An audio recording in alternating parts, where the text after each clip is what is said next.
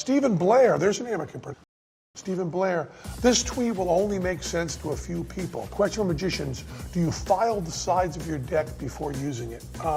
This is for real advanced cardistry stuff. For someone like Richard Turner, who is a card wizard, not only does it matter exactly how the sides sanded or filed, but he also needs to have them printed just right. Now, Richard Turner is blind and does everything by touch, and is exact what we call the work in the deck, slight little bends on the corners that he can feel. The work he does with those are so subtle that his cards have to be absolutely perfect. So after he gets a deck of cards, he does a lot of rubbing on a surface, all the surface, to get all the little burrs off the edges, to be able to do everything right and do all the fanning. And I've never done anything that complicated. I do a palm, I do a pass, I do a few other moves, but I'm not good. So my decks of cards can be pretty much right out of the box. But yeah, when you get into heavy-duty magic with cards or cardistry, you have to have them just perfect. Of course, if you're doing card cheating, you got to work with every.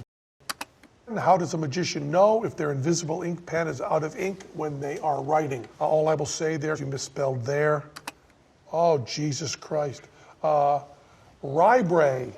Where do magicians get those little smoke bombs they throw down to disappear? I'm going to need a couple of those today. It does bring up an interesting point in the old Batman television show, not the Batman that's all conflicted, but the Adam West Batman of the 60s. They would have villains that would throw down something, poof, and they run away. That's just a movie magic trick. That's not done in the real world. Sometimes smoke is used to obscure stuff, but pretty much it's one of those things that if you can think of it, it won't fool you. And if Bry can think of this, it's not going to fool anybody. Penny Lane, how does a magician pull a rabbit out of a hat? Who puts it in there? Is it hungry? How does it fit in there? Does it have a girlfriend? I can't sleep until I learn this. Okay, let's take them. Magicians pull a rabbit out of a hat, usually by not pulling out of the hat, usually loaded in right before. It's usually in a bag, it's usually hung inside you. It fits in there, usually a body load for, not all the time, usually a body load, and then you would show the hat empty, you'd cop it here, load it in, black bag, open it up, pull it out. The rabbit's in the black bag for maybe 90 seconds. And the rabbit is transferred in maybe 2 seconds. When we used to do that trick, our rabbit would happily run into the bag. It liked that little closed space. Yes, they would have a girlfriend or a boyfriend or any sort of friend they wanted. We would have a little area for the rabbits where they were very comfortable and happy.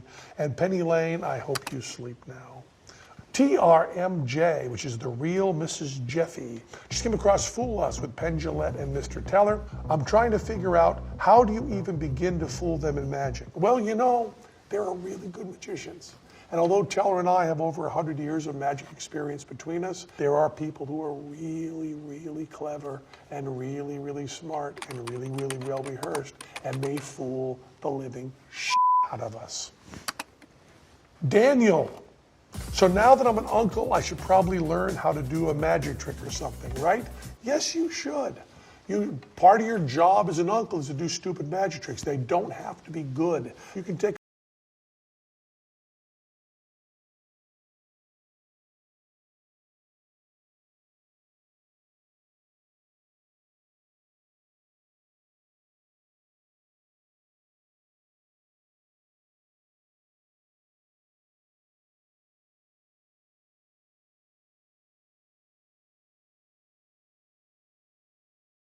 Phoenix, are you absolutely sure you're up to this? I'm sorry, I can't with her outfit.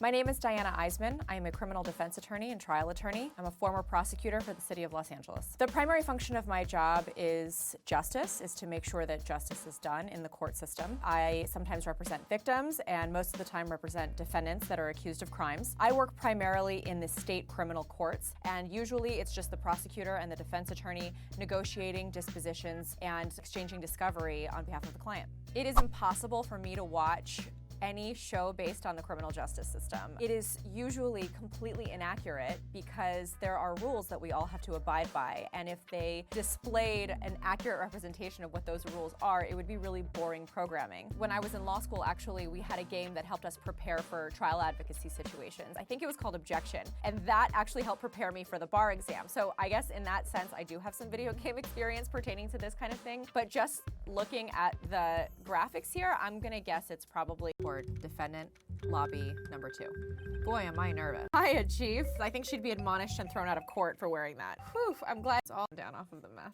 Killed in her apartment. They arrested than anyone that he... No one uses a gavel in state court. The prosecution is ready. First trial. Entertain your readiness. Yes, capable of being an effective advocate for your client. Please state the name of the defendant. Next question in this case. Okay, so Larry Butts. The defendant? Well, that's Larry Butts, Your Honor. Next question. Case report cover. That's a joke. No, no way. I forgot. I'm drawing a total blank here. Phoenix, are you absolutely sure you're...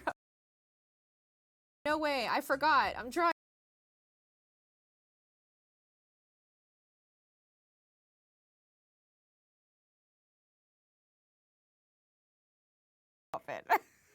It's got to be this one. I don't remember Cinderblock. The victim's name is Cindy Stone.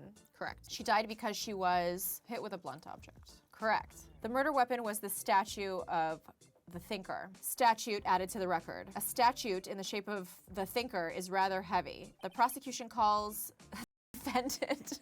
It's the Constitution. And it prevents the prosecution from not only being able to call the defendant to testify against himself, but can't even comment on the fact that the defendant has chosen not to take the stand. This is a blatant violation of this man's constitutional rights. Uh-oh, Larry gets excited easily. This could be bad, which is one of the things you take into consideration as a defense attorney as to why you don't put your client on the stand. If they don't come off well, if they're not well, then it's going to be extremely problematic for your case. Mr. Butts, is it not true that the victim had recently dumped you?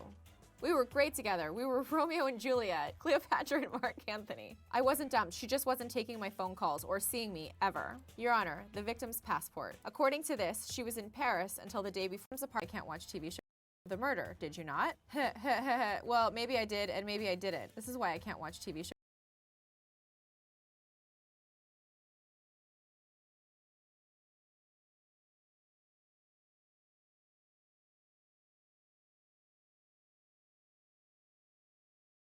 That are based on the criminal justice system. They go a lot like this. Have him answer honestly. Stop him from answering is always the answer. I'll send him a signal. No. Lie like a dog? No, that's suborning person.